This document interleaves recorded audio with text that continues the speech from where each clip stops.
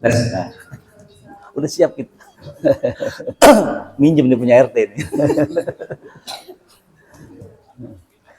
Udah Ustaz? Bismillahirrahmanirrahim. Assalamualaikum warahmatullahi wabarakatuh. Waalaikumsalam. Innal hamdalillah nahmadu wa nasta'inu wa nastaghfiruhu wa na'udzu billahi min syururi anfusina wa min sayyiati a'malina may yahdihillahu fala mudhillalah wa may yudlil fala hadiyalah. Asyhadu an la ilaha illallah wa asyhadu anna Muhammadan abduhu wa rasuluh la nabiyya ba'dah. Ma'asyiral muslimin wal muslimah, jamaah alumni haji Maghfirah 2007. Insyaallah kita tahun depan 20 tahun. Nggak terasa ya. Alhamdulillah telah hadir di tengah kita. Ustadz ini sahabat saya dari muda nih. Dari rambutnya hitam jadi Rambutnya putih sekarang. Golongan putih. Ustadz Dr. Biqodirin Hariri LCMA. Beliau ahli tafsir ya, Ustadz ya. Insyaallah entah saya nggak tahu nih apa yang mau disampaikan kita simak bareng-bareng. Ya alhamdulillah kita berkumpul lagi sejak terakhir kita tahun lalu ya di tempat Pak Wahyudi. Terus qadarullah habis acara halal bihalal itu beberapa hari kemudian teman haji kita, dokter haji kita, Dr. Retno wafat kan ya. Jadi waktu itu kita kehilangan lah teman satu angkatan haji kita karena beliau sakit dan wafat. Tadi jadwalnya bergeser sekitar 10 jam karena macet di jalan. Karena ada yang dari Papua, dari Kalimantan, Sulawesi. Kita dari seluruh Indonesia nih Ustaz, mohon maaf Ustaz ya. Jadi kita tadi sholat dulu di Masjid Animah. Karena apa? Karena yang lain belum datang gitu kan, biar kita lihat keramaian dulu di sana gitu. Baik, untuk menurut waktu dan tempat saya persilakan ke Ustadz Hariri untuk membawakan tausiah untuk kita semua siang ini. Silakan Ustadz.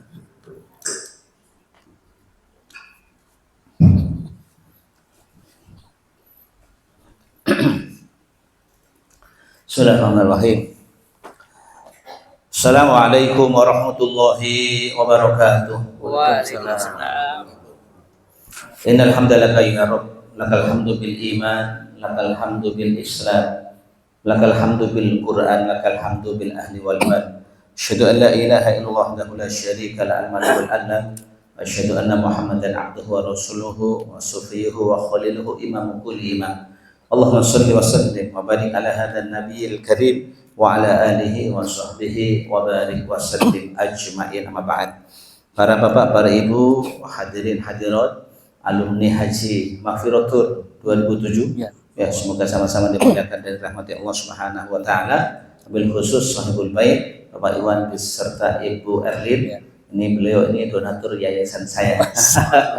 Jadi ya, karena donatur udah lama juga ya, dari sejak Raffles muter Blok M, Blok A ya, sampai kemudian Blok J, Blok M. Ya. Jadi Allah Subhanahu wa taala masih mudahkan sehingga kita bisa bersilaturahim di rumah Bapak Iwan pada kesempatan siang hari ini. Faqad qala azza min qail fi mukamit tansir, a'udzu billahi minasyaitonir rajim. Wa hum yastarihuna fiha rabbana akhrijna na'mal salihan khairal ladzi kunna na'mal awalam nu'ammirkum ma yatadakkaru fi man tadakkar wa ja'akumun nadhir fadhuqu fama lidh-dhalimina min nasir. Shadaqallahul adzim. Berawal dari ayat ini, tema yang kita ingin angkat adalah menjaga ya capaian yang sudah di bulan Ramadan. Jemaah sekalian, sebagai oleh Allah Subhanahu wa taala, sadar atau tidak bahwa bulan Ramadan merupakan puncak amal ibadah kita. Segala sesuatu yang tidak pernah kita lakukan biasanya kita lakukan di bulan Ramadan. Bulan Ramadan, yakin semua orang pasti melaksanakan sholat tahajud. Bukan hanya 2 rakaat, tapi pasti 8 rakaat. Demikian pula sholat witir yang dilakukan, sholat jamaah yang dilakukan, belum lagi ibadah-ibadah sunnah yang lain juga sama-sama dilakukan di bulan Ramadan. Itulah puncak keimanan seseorang yang dilakukan ya oleh mereka dalam rangka untuk mempersembahkan diri kepada Allah Subhanahu wa taala. Maka ya setelah Ramadan sudah selesai, pertanyaannya, masihkah kita mampu mempertahankan nilai-nilai yang sudah kita dapatkan di bulan Ramadan? Oleh karena itu Rasulullah Shallallahu Alaihi Wasallam memberikan contoh dalam rangka untuk menjaga nilai-nilai yang sudah kita dapatkan di bulan Ramadan. Ya tentu ya kemarin di bulan Syawal ya kita akhiri puasa Ramadan dengan puasa 6 hari di bulan Syawal, di mana Rasul Shallallahu Alaihi Wasallam mengatakan, man shoma Ramadana thumma azza ayyamin min Syawal faka'annahu shoma dahra kullahu. Barang siapa yang melaksanakan puasa Ramadan kemudian yang dia menyertainya dengan puasa 6 hari di bulan Syawal, faka'annahu shoma dahra kullahu, maka seolah-olah ya dia seperti berpuasa selama 1 tahun penuh. Tentu maknanya adalah bahwa kaidah di dalam Islam ini, kata Allah, man jaa bil hasanati asyru amsalihha. Barang siapa yang membawa satu kebaikan, maka Allah Subhanahu wa taala balas dengan 10 kali kebaikan. Al hasanatu bi asyri amsalihha, katanya satu kebaikan sama dengan 10 kali lipatnya. Sehingga gambarannya adalah Ramadan 1 bulan dilipat gandakan oleh Allah menjadi 10 bulan, ditambah dengan puasa 6 hari di bulan ya Syawal kali 10 menjadi 60 hari. 60 hari sama dengan 2 bulan. 2 bulan ditambah dengan 10 bulan sama dengan 1 tahun. Tentu itu gambarannya seperti itu. Sehingga seperti puasa 1 tahun ini adalah merupakan satu gabungan antara puasa Ramadan dengan puasa 6 hari di bulan Syawal. Sehingga tidak bisa diartikan kalau begitu di bulan Syawal itu 1 harinya sama dengan 2 bulan. Oh tidak. Ya, karena ini gabungannya antara Ramadan dengan puasa ya sunnah ya di bulan Syawal. Para ulama mereka menyebut bahwa puasa yang dilakukan oleh Nabi Shallallahu Alaihi Wasallam di bulan Syawal itu seolah-olah merupakan puasa ba'diyah, karena Rasul Shallallahu Alaihi Wasallam sebelum masuk Ramadan beliau membiasakan diri melaksanakan puasa sunnah di bulan Sya'ban, sehingga puasa yang dilakukan oleh Rasul di bulan Sya'ban itu seolah-olah seperti puasa qobliyah. Ada puasa qobliyahnya, masuk puasa wajib, kemudian disusul dengan puasa ba'diyah. Ini sebagaimana yang difahami oleh sebagian ulama, meskipun istilah puasa qobliyah, istilah puasa ba'diyah ini bukan sebuah istilah yang tercantum dalam Al-Quran, juga tidak tercantum di dalam hadis Nabi, tapi itu hanya sekedar pendekatan yang disampaikan oleh para ulama untuk menyebut puasa sunnah yang dilakukan oleh Nabi ya sebelum Ramadan maupun pasca Ramadan. Jamaah sekalian, semoga dimuliakan dan dirahmati Allah Subhanahu wa taala. Jadi puasa 6 hari di bulan Syawal ini merupakan bentuk bagaimana Rasul mencontohkan kita agar kita ini bisa mempertahankan nilai-nilai yang sudah kita dapatkan di bulan Ramadan. Karena kadang-kadang ada orang berseloroh mencoba mengkaitkan bahwa bulan Syawal itu diartikan dengan artinya Syawal. Bapak Ibu sekalian, sekarang kita ini berada di bulan Syawal. Syawal itu artinya syala yasulu syawalan, dan yang artinya adalah meningkat. Sehingga mau tidak mau mesti harus kita tingkatkan amal perbuatan kita. Kita harus tingkatkan. Itu hanya sekedar narasi saja, no action. Sulit sekali rasanya. Orang bisa melakukan ibadah melebihi bulan Ramadan. Kalau orang melakukan ibadah bulan Ramadan, banyak motivasi yang disampaikan oleh Allah, yang disampaikan oleh Rasul Shallallahu Alaihi Wasallam. Di sana ada Lailatul Qadar, di sana ada dilipat gandakan pahala oleh Allah Subhanahu wa taala di bulan Ramadan. Tapi kalau kemudian di bulan Syawal tidak ada motivasi itu. Kalau kemudian orang mencoba mengkaitkan dengan nama bulan Syawal yang diartikan dari kata syala yasulu syawalanan, yang artinya adalah meningkat, sangat tidak pas. Loh, kenapa demikian? Enggak mungkin orang meningkatkan ibadah melebihi apa yang mereka dapatkan di bulan Ramadan. Enggak mungkin. Enggak mungkin. Kalau bapak-bapak kita semua, kalau Ramadan berusaha semaksimal mungkin sholatnya adalah tepat waktu berjamaah. Bahkan kalau ada satu pekerjaan sekalipun, kita tinggalkan, kita kerja sholat berjamaah. Tapi kalau sudah bulan Ramadan ini, kadang-kadang antara jadi sekalian latihan sama-sama jamaah nanti. Masih seperti itu bedanya. Jadi oleh karena itu jamaah sekalian, narasi kita meningkatkan melebihi bulan Ramadan satu hal yang tidak pas, satu hal yang sangat tidak logis. Maka yang paling pas adalah bagaimana kita mempertahankan nilai-nilai yang sudah kita dapatkan di bulan Ramadan. Tentu kalau kita kemudian mempertahankan juga maknanya, apakah mempertahankan ini persis yang kita dapatkan di bulan Ramadan atau seperti apa? Ya tentu maknanya adalah jika kemudian kita mencoba ya mempertahankan dengan capaian persis yang sudah kita dapatkan bulan Ramadan, terkesan takalluf, terkesan memaksakan diri. Wah, bangunnya harus jam 3, pokoknya sholatnya harus berjamaah di awal waktu, kemudian harus membaca Al-Quran ya setiap hari 1 juz bahkan 2 juz. Kalau itu bisa dengan kondisi rileks, dengan kondisi santai, tidak ada terkesan memaksakan diri, itu bagus. Tapi kalau kemudian ada kesan memaksakan diri sehingga harus mengabaikan pekerjaan, ya harus mengabaikan yang lain, maka itu ya tentu tidak pas. Mungkin mohon maaf bagi orang-orang yang aktivitasnya mungkin sudah di rumah, maknanya artinya mungkin kerjanya online atau mungkin sudah pensiun, mungkin lebih mudah. Tapi kalau persoalannya masih aktif bekerja, satu hal yang sangat sulit. Ya, kecuali yang punya kerjaan dia sendiri, yang punya PT dia sendiri, nggak ada masalah. Soalnya hal yang seperti ini juga menjadi masalah. Suatu ketika IKPT, manajemen IKPT kemudian meminta Ustadz suatu waktu nanti ngisi materi fikih prioritas. Loh kenapa Pak? Soalnya kita lihat karyawan kita ini ada yang tampaknya lebih memprioritaskan ibadah daripada bekerja. Sehingga kalau kita selidiki, mereka di rumah katanya bangun malam jam 2, jam setengah 3. Tapi begitu sampai kantor yang menjadi korban pekerjaannya. Sampai kantor ngantuk. Begitu pagi-pagi datang ke kantor, ya tanda tangan sebentar. Ya kemudian kira-kira bangsa jam 9 atau setengah 10 turun ke bawah. Sholat duha. Sholat duhanya 8 rakaat. Masjidnya AC dingin, lebih dingin daripada tadi aneh makan. Ya, dingin. Setelah dingin, sholatnya 8 rakaat. Istirahat sebentar, selonjor bentar. Namanya capek, ngantuk, ketiduran. Bangun-bangun jam setengah 11, jam 11. Baru bangun sebentar, menjelang duhur turun lagi. Pengen persiapan sholat duhur berjamaah. Habis sholat duhur berjamaah, ingin mendengarkan tausiah.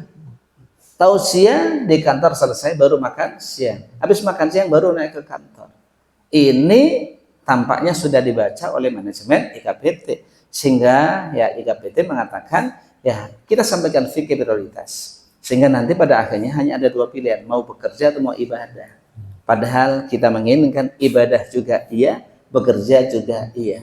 Mau tidak mau kita harus bisa memadukan bagaimana ibadah yang kita lakukan agar tidak mengganggu pekerjaan kita. Demikian pula pekerjaan yang kita lakukan agar tidak mengganggu ibadah kita. Mau tidak mau dua-duanya harus kita dapatkan. Fid dunya hasanah wa fil akhirati hasanah. Doa kita memang seperti itu. Maka saya sampaikan tadi bahwa istiqomah yang kita dapatkan, yang kita coba lakukan ini, ya mempertahankan bukan berarti dalam konteks kita pertahankan persis, tapi kita mencoba istiqomah sesuai dengan kemampuan kita. Yang barangkali kalau Ramadan bangunnya itu jam 3 malam, hari-hari begini bangun jam setengah 4, bangun jam 4 sudah alhamdulillah bagus. Yang penting masih bisa melaksanakan sholat tahajud. Tahajudnya berapa? Tetap 8 rakaat, biar waktunya agak longgar. Witirnya kita siasati, kita lakukan sebelum tidur. Jadi witir tetap kita laksanakan, tahajud tetap kita laksanakan. Tidak mesti harus kita tutup tahajud kita dengan witir, karena mengingat waktu yang ada. Bacaan Al-Quran yang kita baca hari-hari begini, mengejar 1 juz mungkin barangkali karena satu dan lain hal agak sulit. Tapi yang penting biar setengah juz, biar beberapa halaman. Tapi kita masih bisa melanggengkan, masih bisa terus membaca Al-Quran ya secara konstan. Itu jauh lebih baik daripada tidak sama sekali. Demikian pula sedekah yang kita lakukan. Karena kalau orang sedekah itu di bulan Ramadan, perhitungannya juga ketat. Cari waktu yang paling afdol, banget. Yang paling afdol kira-kira apa? Malam Lailatul Qadar. Udah dipres lagi, Lailatul Qadar mana? Malam 27 Ramadan. Sehingga orang banyak sedekah itu malam 27 Ramadan, Pak. Kita cek ini kan ya, sampai gini. Kita ngecek rekening yayasan. Ya, ini malam 27 Ramadan itu gimana kan? Ternyata banyak orang yang sedekahnya malam 27 Ramadan. Kenapa? Bertepatan dengan Lailatul Qadar. Ini kan perhitungan kan? Dalam konteks ya seperti itu nggak ada masalah. Saya pengen sedekahnya nanti Pak katanya. Pas malam 27 Ramadan. Ya, pas tengah malam. Jam 1, jam 2 transfer. Sedekah. Sampai segitunya orang itu. Artinya apa? Ya seperti itu nggak ada masalah. Tapi persoalannya adalah ya bahwa kalau bulan Ramadan masih ada motivasi yang seperti itu. Tapi hari-hari biasa apakah motivasi yang seperti itu masih ada atau tidak? Inilah yang menjadi pertanyaan buat kita. Maka persoalannya, jika kita tidak bisa sebanyak sedekah yang kita lakukan bulan Ramadan, tapi yang penting hari-hari yang kita lalui jangan sampai lepas dari yang namanya sedekah. Sebab malaikat yang diturunkan oleh Allah kepada kita, setiap hari ada 2 malaikat yang diturunkan oleh Allah Subhanahu wa taala. Satu mengawal orang yang bersedekah, yang satu lagi mengawal orang yang tidak bersedekah.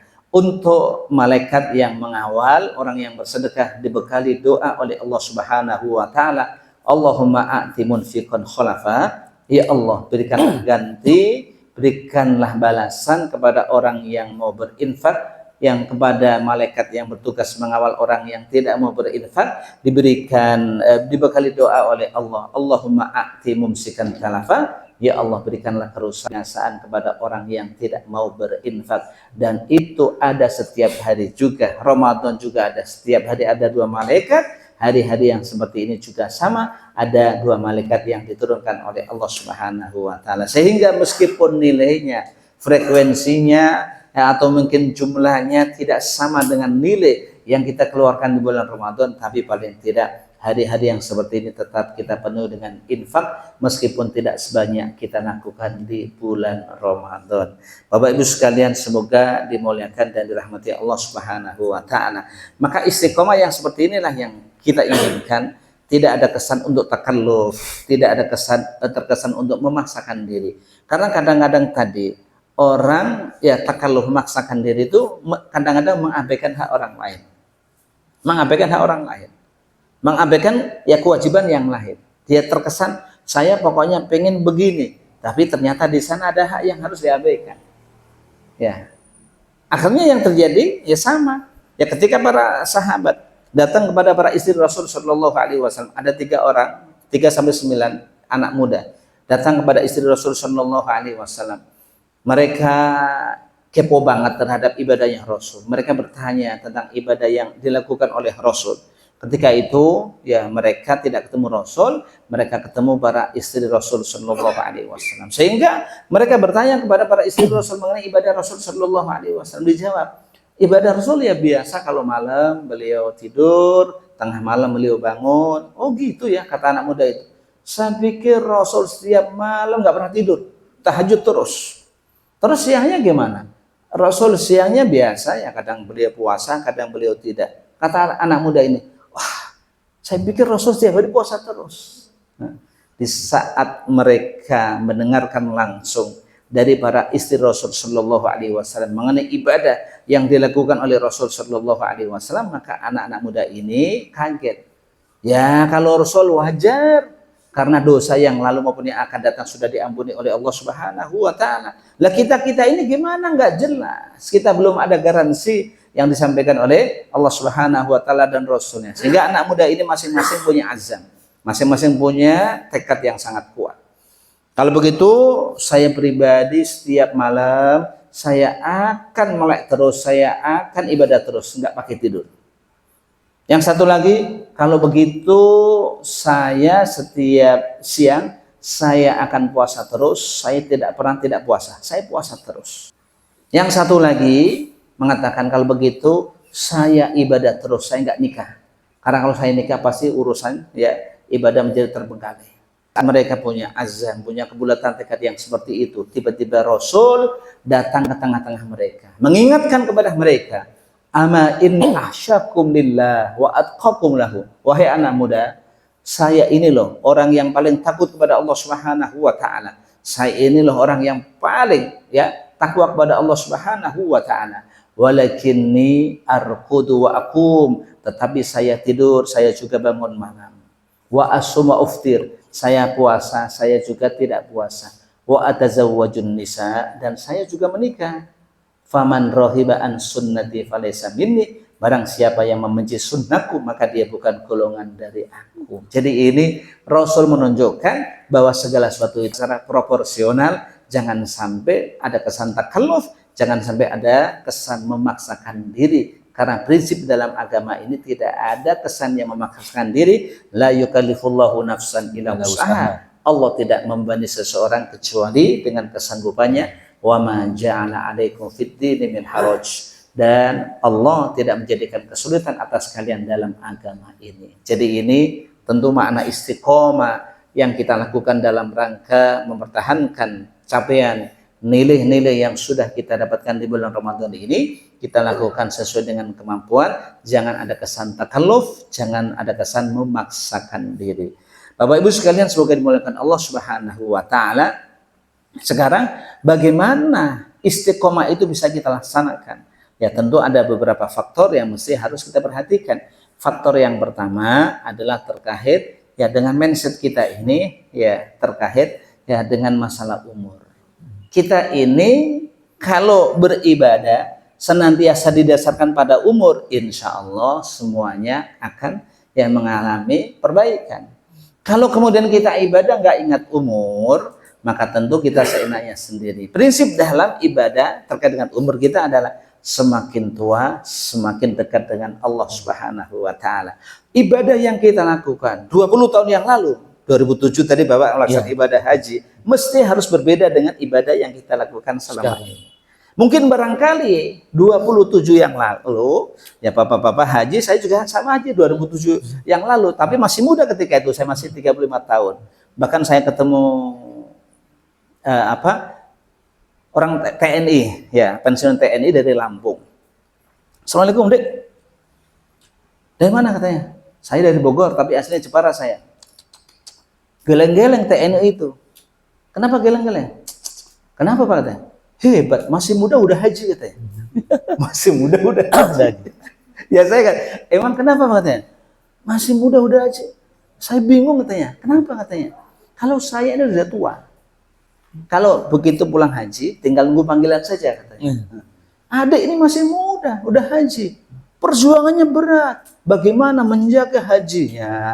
Ya jangan sampai terkontaminasi dengan maksiat-maksiat kepada Allah. Bagaimana menjaga kemabruran haji? Saya begitu mendengar penjelasan itu agak mikir juga ya.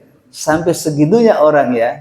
Saya mah biasa-biasa saja. Artinya apa? Dan itu adalah fakta. Tantangan itu pasti terjadi. Makanya begitu muda, ya tantangannya pasti lebih berat kan? Ya makanya kata beliau, kalau kita yang sudah tua-tua ya tinggal nunggu berapa lama saja itu. Artinya ini, maka ketika bapak-bapak sudah 20 tahun yang lalu, Bapak masih tetap bisa menjaga silaturahim yang seperti ini. Ya kemudian Bapak bisa melakukan perbaikan ibadah demi ibadah yang kita lakukan. Ini adalah sebuah prestasi besar. Maka prinsipnya semakin tua semakin dekat dengan Allah Subhanahu wa taala. Karena kalau seperti ayat yang sudah saya sampaikan tadi dalam surat Fatir ayat 37 bahwa orang-orang itu ketika mereka tidak pernah merasa tua, sehingga perasaannya masih merasa mudah terus, sehingga banyak pelanggaran demi pelanggaran yang dilakukan oleh mereka ya terhadap aturan-aturan dan ketentuan Allah Subhanahu wa taala, maka begitu mereka dimasukkan neraka oleh Allah Subhanahu wa taala, mereka baru nyadar, oh ternyata amal perbuatan yang kita lakukan menjerumuskan kita ke neraka Allah Subhanahu wa taala. Maka Allah gambarkan dalam surah Fatir ayat 37 tadi, wahum yastarihuna fiha. Mereka berteriak-teriak di dalam neraka. Begitu mereka sudah masuk neraka, mereka tahu panasnya neraka seperti apa, mereka teriak-teriak. Apa teriakan mereka? Rabbana, wahai Tuhan kami, akhrijna. Keluarkanlah kami ya Allah. Keluarkanlah kami ya Allah, wahai Tuhan kami. Keluarkanlah kami ya Allah dari neraka, na'mal solihan. Kami akan melakukan amal soleh. Khairul ladzi kunna na'mal. Tidak seperti amal perbuatan yang kita lakukan selama ini. Mereka teriak-teriak sama Allah, minta remisi, minta ada jeda. dikeluarkan ke dunia lagi sehingga mereka bisa melakukan amal soleh, tidak seperti amal perbuatan yang mereka lakukan selama ini. Maka akhirnya Allah Subhanahu wa taala jawab pada ayat yang sama, awalam nu'ammirkum ma yatadzakkaru fiman tadzakkar, bukankah kami telah panjangkan umur kalian dengan umur yang cukup panjang yang bisa digunakan untuk mengingat Allah Subhanahu wa taala, wa ja'akumun nadhir, dan telah datang kepada kalian seorang pemberi peringatan yang namanya Muhammad dengan membawa Al-Qur'an. Para ulama atau nabi menjelaskan mengenai umur panjang yang dimaksudkan oleh Allah itu, ternyata umur panjang itu adalah umur 60 tahun. Kita absen satu-satu. Sudah ada yang 60 tahun. Masih 50-an. Ya, artinya apa? Ternyata umur panjang bukan 80 tahun. Ya, umur panjang bukan 80 tahun, bukan 70 tahun, tapi 60 tahun itu sudah umur panjang. Kita ini sudah mendekati sudah mendekati 60 tahun itu kan, ya Saleh 72 sudah mendekati 60 tahun. Artinya apa? Oh, seperti itu ternyata umur panjang itu ya. Maka kata Rasul sallallahu alaihi wasallam dalam hadisnya, a'darallahu ilam ri'in akhara ajalahu fabalahu sittina sana. Allah Subhanahu wa taala tidak akan menerima alasan dari seseorang yang sudah umurnya sampai 60 tahun. Kalau sudah 60 tahun sudah tidak ada alasan lagi yang kita sampaikan sama Allah Subhanahu wa taala. Sudah umur 60 tahun masih lambat juga sholat jamaahnya. Sudah 60 tahun masih lambat juga bangun malamnya. Sudah 60 tahun masih jauh juga dari Allah Subhanahu wa taala. Alasan-alasan yang seperti itu sudah tidak diterima oleh Allah Subhanahu wa taala. Maka di dunia kerja manapun, di dunia manapun, yang namanya sinut taqaud, usia pensiun itu ya kisarannya antara 58 sampai 60 tahun. Kenapa? Ya memberikan kesempatan mencari dunia sudah cukup, tinggal saatnya mendekatkan diri kita kepada Allah Subhanahu wa taala. Maka ketika ibadah yang kita lakukan senantiasa kita kaitkan dengan umur kita ini umur berapa, maka insya Allah kita akan sadar. Karena prinsip orang yang beriman itu adalah hari ini mesti harus lebih baik daripada hari kemarin. Sama halnya bapak-bapak ketika urusan dunia. Bapak punya prinsip hari ini harus lebih baik daripada hari kemarin. Urusan ibadah kita juga mesti sama seperti itu. Maka para ulama mengatakan dalam sebuah narasinya, man kana yaumuhu khairan min amsi fahuwa rabih. Barang siapa yang hari-hari dia lebih baik daripada hari yang kemarin, fahuwa rabih, maka dia adalah orang yang beruntung. Wa man kana yaumuhu mithla amsi fahuwa khasir. Barang siapa yang hari-hari dia sama dengan hari yang kemarin, fahuwa khasir, maka dia adalah orang yang rugi. Bahkan wa man kana yaumuhu syarran min amsi fahuwa ghabir. Barang siapa yang hari dia lebih buruk daripada hari yang kemarin, fahuwa ghabir, maka dia adalah orang yang dikutuk oleh Allah Subhanahu wa taala. Na'udzu billahi min dzalik. Bapak Ibu sekalian, semoga dimuliakan Allah. Jadi bagaimana agar kita bisa beristiqomah terhadap apa yang sudah kita dapatkan, mau tidak mau kita harus kaitkan dengan umur kita ini. Yang kedua, mindset kita terkait dengan kehidupan dunia ini. Dunia ini ya tidaklah selamanya. Kita hidup di dunia ini hanya sebentar saja. Maka gambaran hidup di dunia ini disampaikan oleh Rasulullah Shallallahu Alaihi Wasallam. Rasul dalam sebuah hadis mengatakan, mali walid dunya illa karakibidabatin istadulla tahta syajarah thumma roha fatarakaha. Kata Nabi, ada apa saya dengan dunia ini? Saya dengan dunia ini tidak lain seperti orang yang sedang mengendarai sebuah kendaraan. Ibarat kata orang naik motor mau pulang ke Jawa, begitu sampai Cirebon istirahat. Kira-kira berapa istirahatnya? 1 jam 2 jam. Kata Nabi, thumma roha fatarakaha. Kemudian setelah istirahat dia ya meninggalkan ya tempat tinggal itu, fatarakaha. Jadi kita di dunia ini seperti orang yang sedang istirahat itu.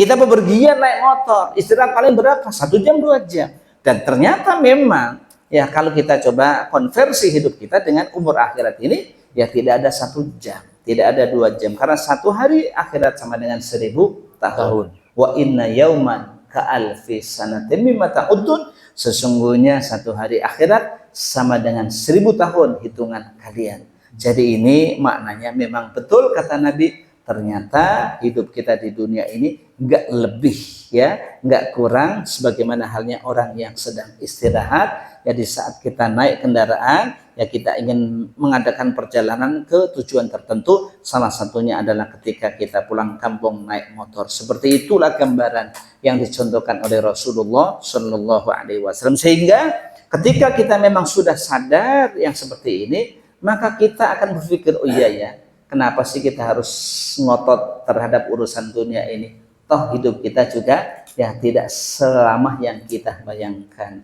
Nabi sudah memberikan contoh 63 tahun, Abu Bakar 63 tahun, Umar juga sama 63 tahun umurnya. Maka tentu ya ketika kita bercermin dengan apa yang telah dicontohkan oleh Allah ya terhadap Rasul, Abu Bakar dan Umar, ya ini juga menjadi contoh buat kita, sehingga kita ini tidak punya mindset seolah-olah hidup kita ini selamanya di dunia. Tidak. Maka begitu kita meninggal juga sama. Ya kita diingatkan oleh Rasul, ketika kita meninggal kita akan diikuti oleh 3 hal. Yatsba'ul mayyita salasatun, akan menyertai mayat 3 hal. Ahluhu wa maluhu wa amaluhu. Jadi harta yang paling bagus dimiliki menyertai dia. Dimakamkan di Al-Azhar. Ya kan? Ya, Green Garden sana kan, pemakaman muslim yang satu ya kapalnya 100 sampai 100 ya kan. Kemudian diikuti semua mobil yang bagus.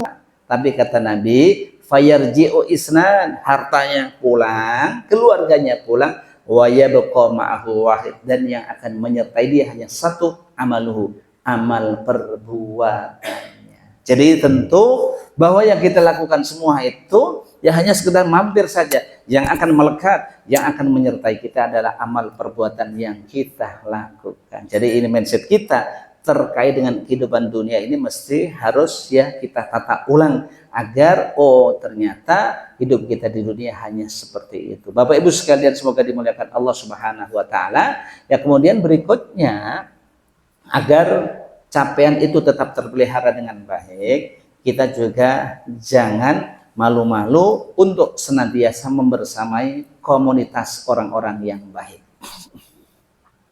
Karena kalau dengan komunitas orang-orang yang baik itu akan memberikan motivasi, memberikan dorongan kepada kita. Ya. Jadi dengan komunitas orang-orang yang baik akan memberikan motivasi dan dorongan kepada kita. Almar'u ala dini khalilihi, kata Nabi. Falyanzur ila man huwa yukhalil. Seseorang itu senantiasa akan mengikuti sikap keagamaan temannya. Falyanzur ila man huwa yukhalil, hendaknya dia senantiasa melihat kepada siapa dia berteman. Mohon maaf, tadi Pak Iwan bilang dicitrakan Ramadan kayak apa kan? Ya luar biasa ramenya. Semangat. Kita ibadah yang seperti itu semangat. Kenapa? Yang jauh-jauh saja mereka datang ke Citra, datang ke An-Ni'mah untuk melaksanakan itikaf untuk ibadah. Masa ya kita yang dekat enggak? Kita akan mikir seperti itu.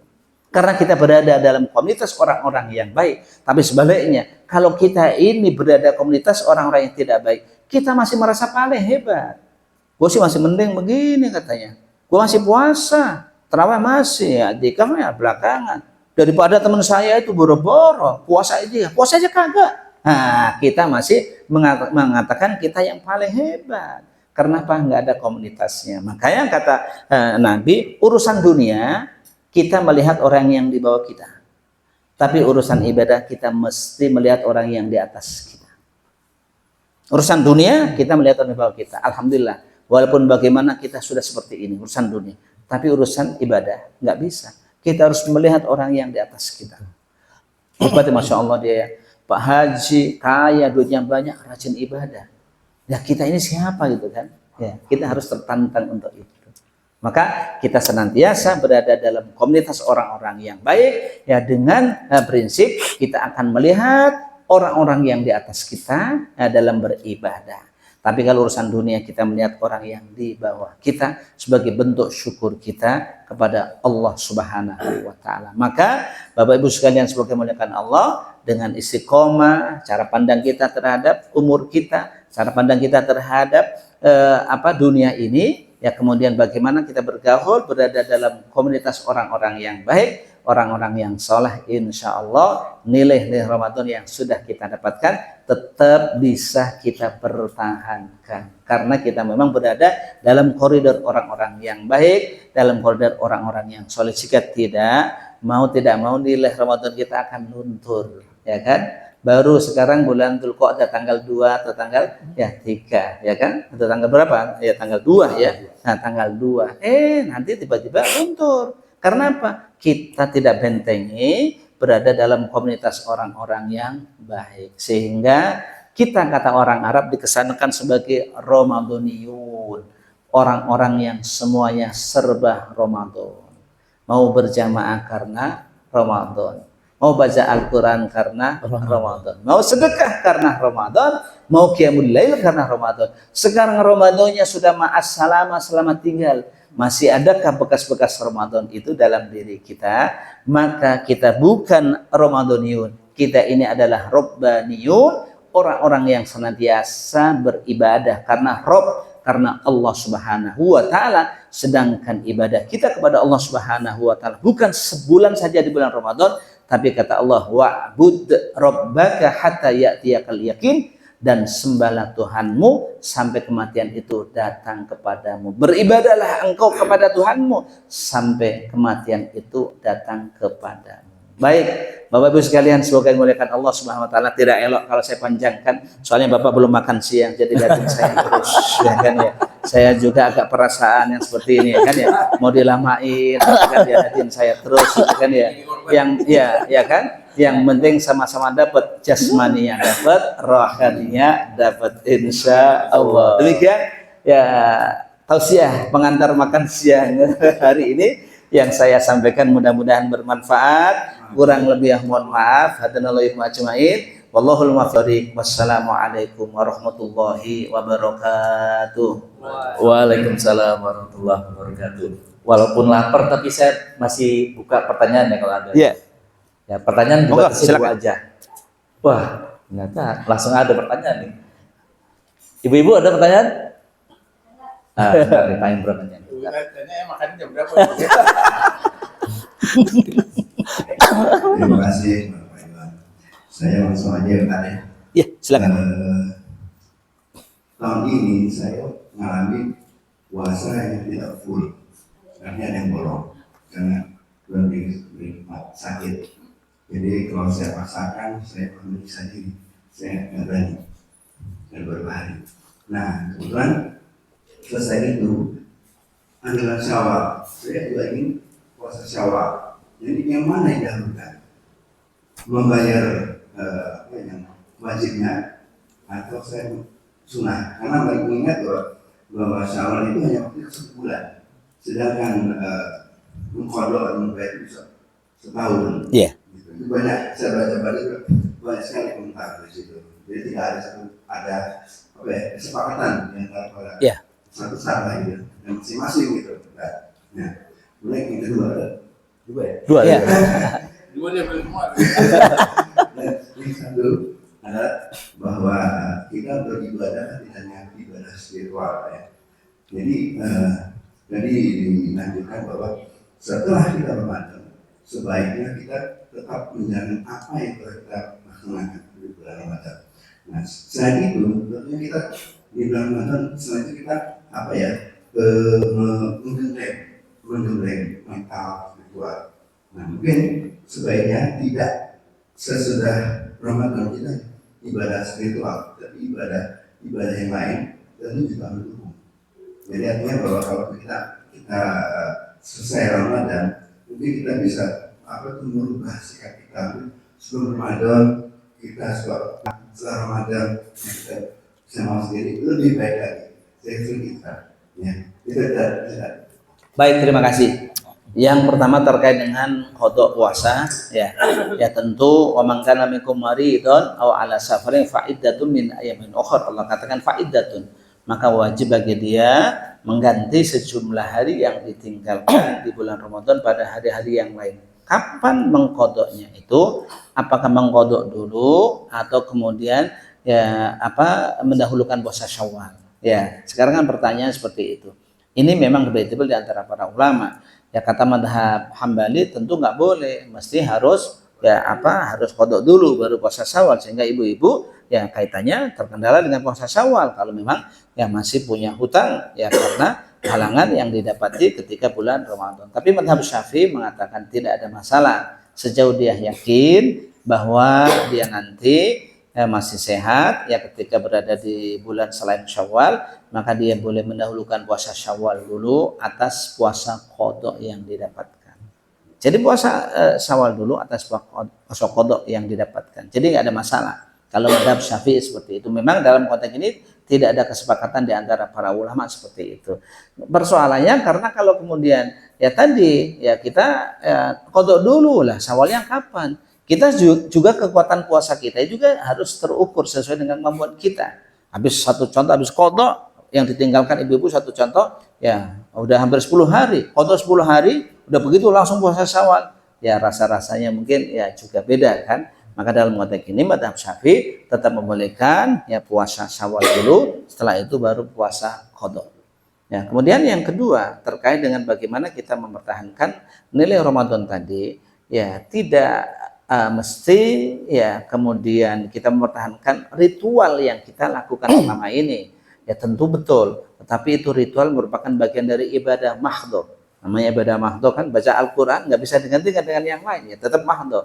Yang kemudian tahajud nggak bisa digantikan dengan yang lain, tetap mahdhah juga. Artinya di sana ada ibadah mahdhah, ada ibadah ghairu mahdhah. Ibadah mahdhah itu yang memang potretnya, contohnya, bentuknya sudah dicontohkan oleh Rasul Shallallahu Alaihi Wasallam. Adapun ibadah ghairu mahdhah, setiap aktivitas apapun yang kita lakukan selama bismillah nawaitunya diniatkan karena Allah Subhanahu wa taala, itu adalah ibadah ghairu mahdhah. Bahkan termasuk bepergian ya keluar dari rumah mencari rizki dalam rangka menghidupi anak dan istri, itu juga bagian dari ibadah.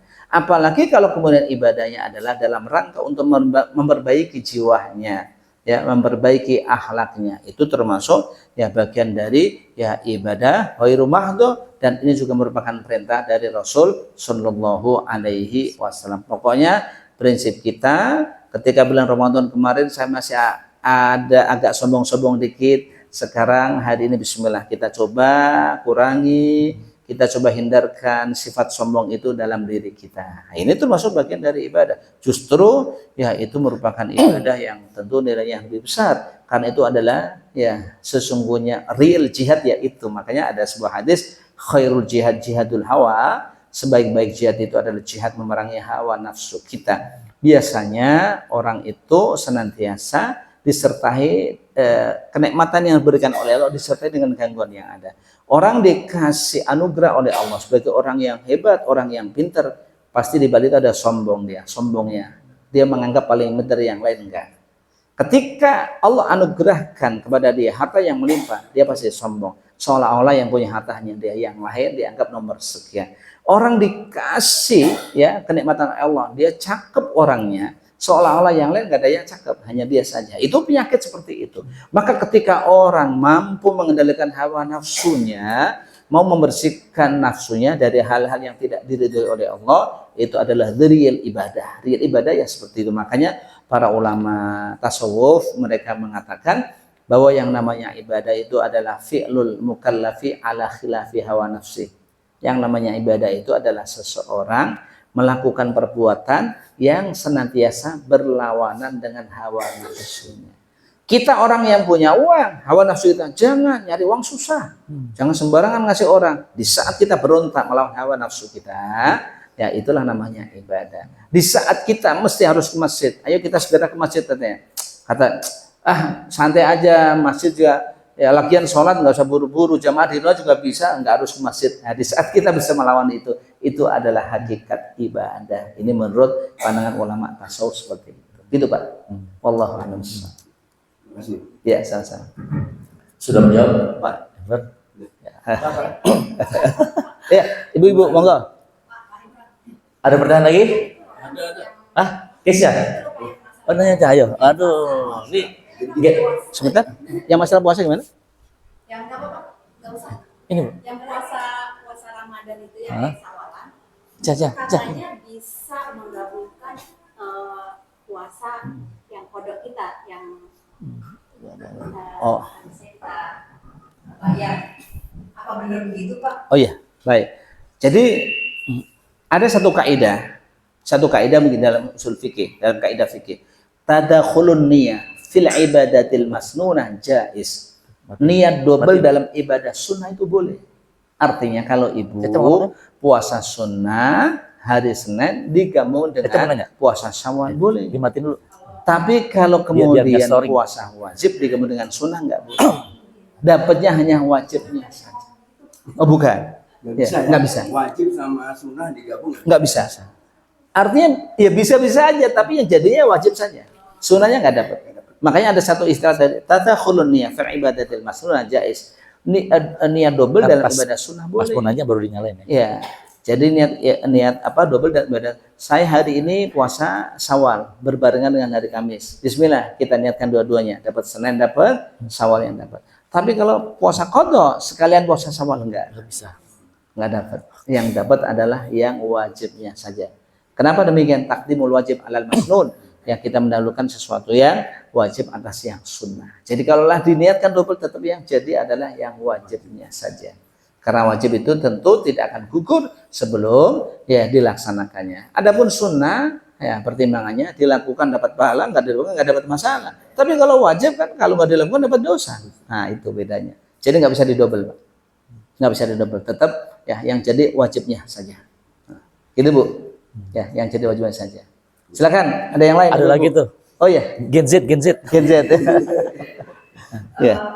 Izin tanya Pak Ustadz. Ya. Sebenarnya ini bukan spesifik ke Ramadan, bulan Ramadan. Iya. Ini lebih umum ke sholat sebenarnya. Saya pengen tanya, kalau misalnya imam tuh lupa rokaat, apa yang harus kita lakukan? Soalnya kalau misalnya saya lihat di YouTube tuh ajarannya beda-beda. Kayak ada yang kalau misalnya kan salah nih kita ingatkan kan dengan coel gitu. Di coel, iya Terus, colek ya. Kalau misalnya imamnya masih lanjut aja, rokaat yang salah itu kayak gimana, kita harus gimana? Oh gitu ya. Sujud sawi. Ini saya Pak. Iya. Lupa. Jadi ya ini kan persoalannya kan ngajinya langsung dari YouTube gitu kan ya. Jadi bagaimana sikapnya kalau imam yang salah kemudian ada yang mengingatkan. Jadi begitu imam salah diingatkan, maka imam itu segera ya melaksanakan apa yang sudah ditinggalkan karena kesalahan itu. Satu contoh, dia ini menganggapnya sudah 3 rakaat salat maghrib, padahal baru 2 rakaat. Dibilang subhanallah. Kalau ibu-ibu ya, kemudian dia taswik begini. Ini namanya taswik ini kan, bukan begini.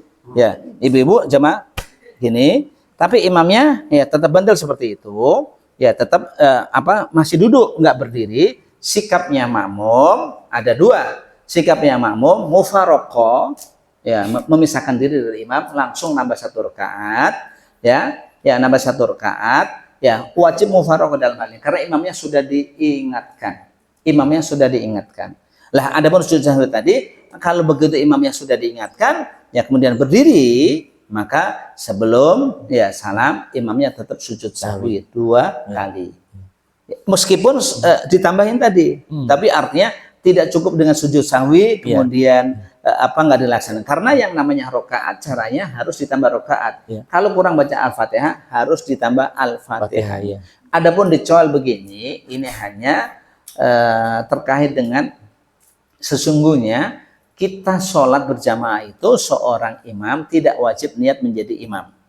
Dia ketika kita sholat sendiri atau ketika kita sholat sendiri, satu contoh, tiba-tiba ada makmum yang berdiri di belakang kita. Kalau ibu-ibu, maksudnya istri kita sendiri ya, bukan ibu-ibu yang lain. Ya, tapi kalau mungkin mungkin ada laki-laki berdiri sebelah kanan kita. Kemudian kita dicolek, itu maknanya mengingatkan agar si yang bersangkutan tadi segera merubah niatnya dari niat sholat sendiri menjadi niat menjadi imam. Saya sholat sendiri, tiba-tiba ada sebelah kanan sholat saya, maka di saat itu kita langsung merubah niat saya yang tadinya sholat sendirian menjadi imam. Itu maknanya dicolek itu hanya untuk memastikan merubah niatnya saja, merubah niatnya saja. Jadi biar tadinya sholat sendirian ada makmum di belakang, maka kita colek ini agar kita segera ya merubah niat kita yang tadi sholat munfarid kita rubah menjadi niat menjadi imam. Tapi kalau untuk jamaah tidak ada kaitannya. Kalau untuk jumlah rakaat tidak ada kaitannya itu. Jadi kita nyolek ini maknanya isyarat bahwa ya makmum memberikan isyarat kepada imam bahwa saya makmum kepadamu. Mungkin tadi kalau Anda niatnya itu masih sholat sendirian, segera rubah niatmu. Maknanya seperti itu. Tapi kalau yang salah tadi tetap ya harus diingatkan, langsung paham, langsung direspon, ya kita ngikuti imam.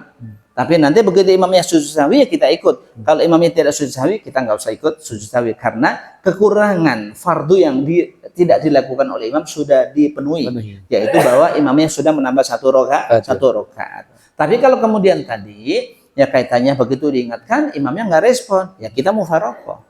Kita memisahkan diri dari imam, kita nambah satu rakaat sendiri. Gitu. Ya, sama-sama. Itu kontennya seperti itu. Udah menjawab ya, Caya. Ya. Alhamdulillah, rupanya materi hari ini sangat menarik ya, gitu. Sampai kita lupa lapar kita ya. Makan siang biasanya jam 12 sampai setengah 2, 1,5 jam dari jadwal makan siang. Baik Ustaz dan para jamaah sekalian, mari kita akhiri majlis kita hari ini dengan menutup doa kafatul masjid. Subhanallah, la ilaha illa anta, assalamualaikum warahmatullahi wabarakatuh. Waalaikumsalam warahmatullahi wabarakatuh. Yuk.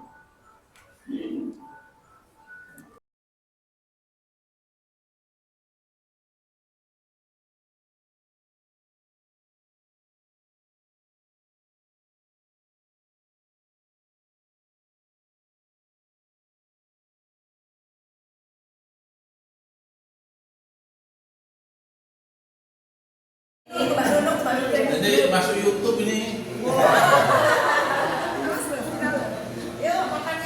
Ya ada makan. Jadi sering di Indo bagi-bagi nawalin dengan yang dulu Maksudnya beliau jadi itu yang Pak Sen. Kantor dia di apa? nanya bantu. Oh dia beliau yang bantu yang itu. Beliau itu. Beliau yang bantu. Dari awal Pak 2009 itu. Beliau kan maksudnya Untungnya yang murah gitu ya. ya, sederhana, efisien itu. Karena dia mata kerja di Murinda. Oh gitu. Murinda itu artinya murah dan indah. Oh gitu. Iya. Emang ada PT Murinda? Ada kontraktor PT Murinda. Dia kerja situ tadinya dia. Iya, orang Cina kan? Hah? Yang punya Cina kan? Cina. Namanya Murinda, Pak. Bener. Jadi lama Pak ngomongin ya. Dari tempo hari Pak, salulah. Oh iya, Bapak cukup dengan gimana ya? Bagaimana? Cukup akrab. Akrab lah kan kita zaman Bukan maksudnya kan banyak jamaah yang kadang-kadang kurang akrab gitu. Oh iya jangan salah Pak, kalau saya kan orangnya suka ngobrol. Oh ya, alhamdulillah. Jadi banyak teman juga jadinya. Enggak pakai caiman ya. Jadi enggak lah, mana ada jadi Biasanya kita tuh kalau dari masjid nggak ada yang jamin-jaminan. Enggak ada, udah. Malah orang tuh mana bingungnya gitu. Pada saat saya akrab sama Ustaz, dia bingung. Pak Iwan banyak kenal Ustaz. Dikira saya tuh ini apa bertemannya kurang gitu.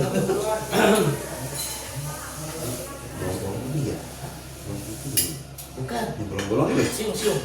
Bawang merah. Oh, bawang merah. Merah, Pak.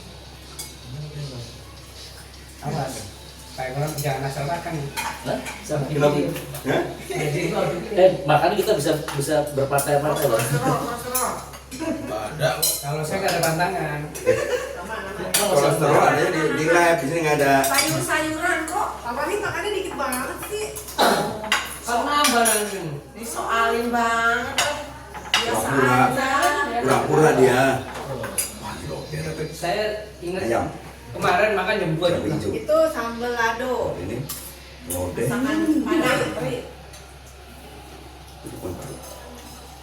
Keren nggak ya? Ini namanya labu. Nah, sayur. Jaring.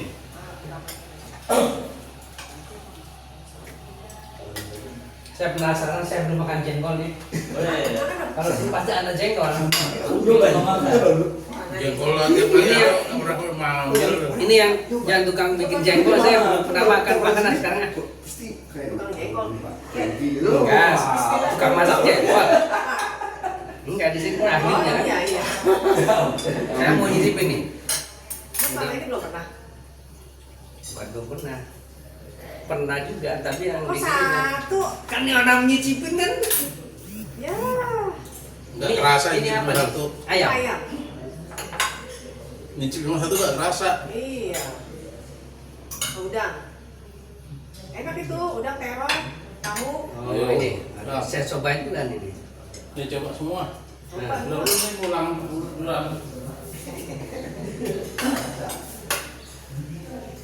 Ibu-ibu. Ibu-ibu ayo.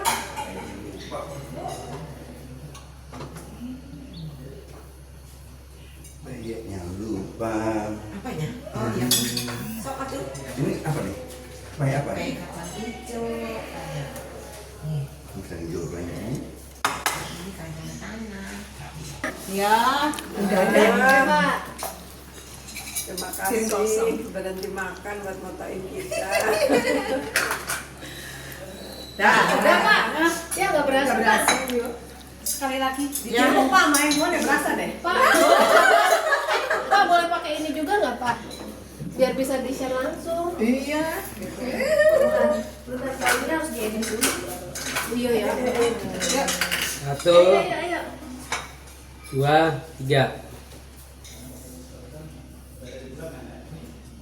Ya, Makasih ya Pak. Pak. Video. Jengkol video jengkol. Oh iya udah makan tadi jengkolnya saya.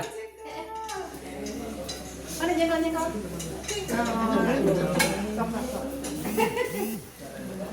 Jengkolan. Nasi kurang ada di sebelah. Yang metik ya. Tiga tuh. Tiga kan? Kata dia, udah batalin satu.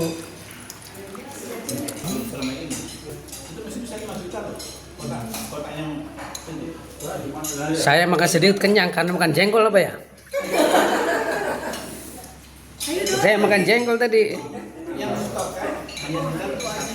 Namanya semua.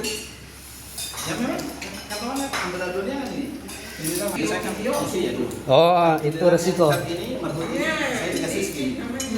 Nih ada tuh.